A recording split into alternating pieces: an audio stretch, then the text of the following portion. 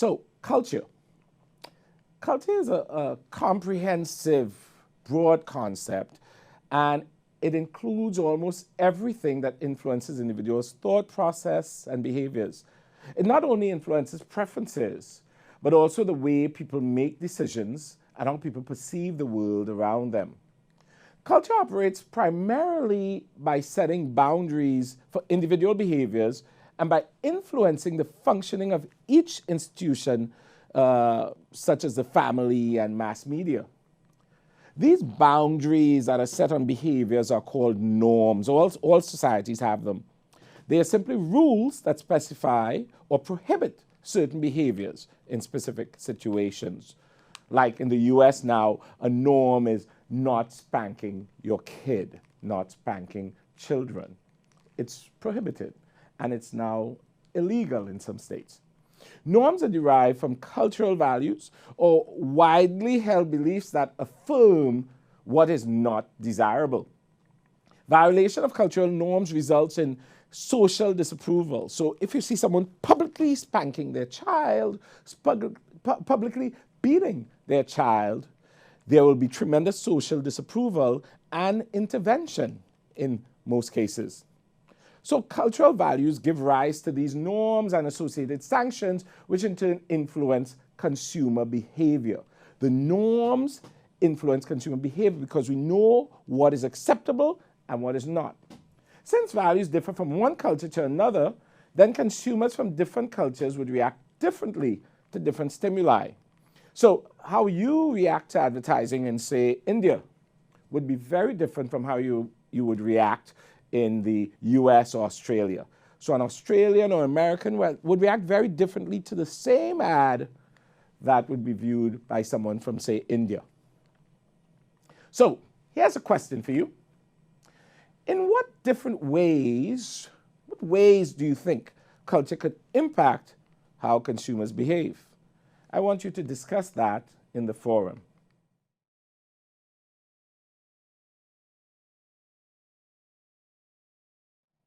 So, when does culture matter? Culture doesn't always impact consumer behavior, though, right? It does not. We might think so, but it doesn't. For example, in a pilot study, Anglo and Asian American students at a California university with an ethnically diverse population were asked to view advertisements for Welch's grape juice.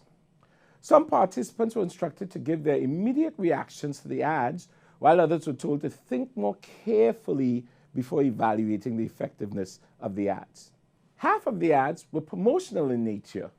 They were promotional in their appeal. That is, they focused on the benefits that could be gained by drinking the grape juice. So they would read, Welch's grape juice can lead to higher energy levels. It's great tasting as well as energizing, and it's fun to drink. The other ads had preventative appeals.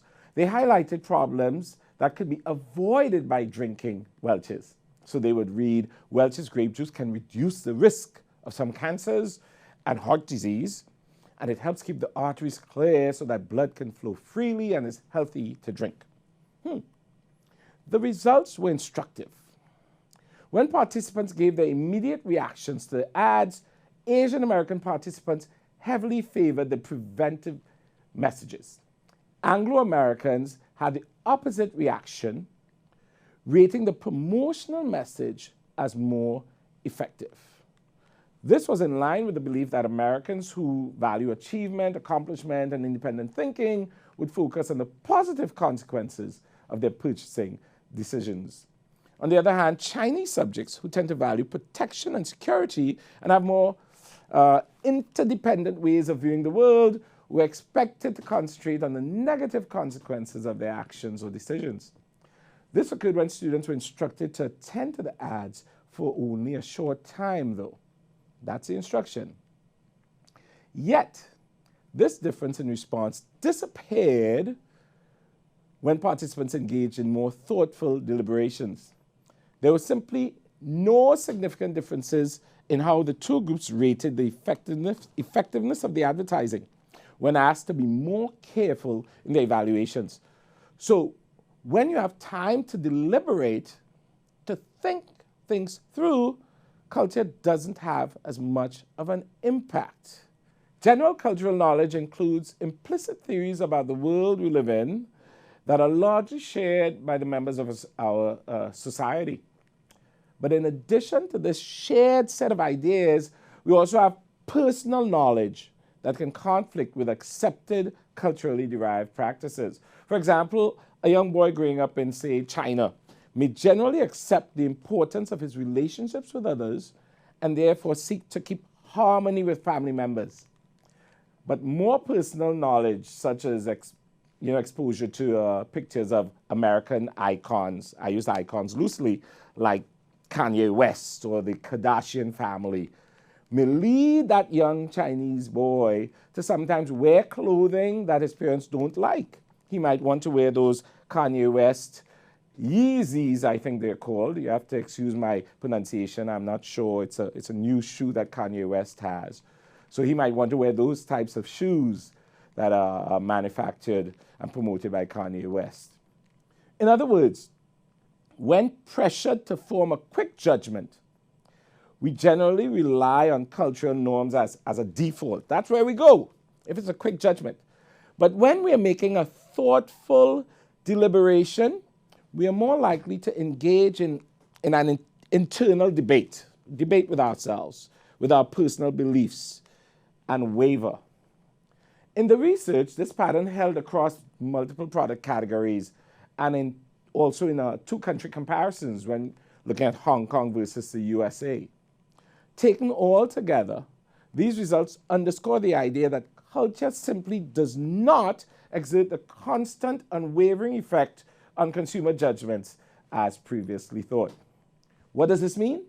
Well, for one thing, cultural-based messages would be more effective when they draw brief, focused attention, for example, on billboards or with online banner ads, rather than detailed ads that invite greater processing. Now, let's look at social factors.